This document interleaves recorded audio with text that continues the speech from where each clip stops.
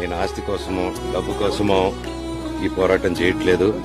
ఎందుకంటే ఇది పోరాటం కూడా కాదు, ఇది ఆత్మగౌరవానికి సంబంధించింది, నా భార్య పిల్లల సేఫ్టీకి సంబంధించింది.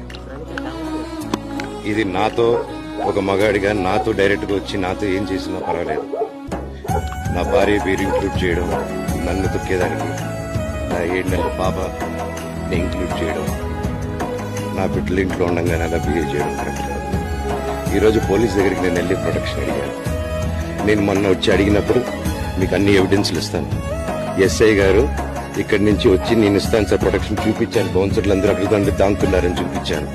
అది కొంచెం చూసి ఓకే సార్ మీరు ధైర్యంగా ఉండండి, మేము ఎక్కడికి వెళ్ళట్లేదని చెప్పి మాట్లాడి పారిపోయాను.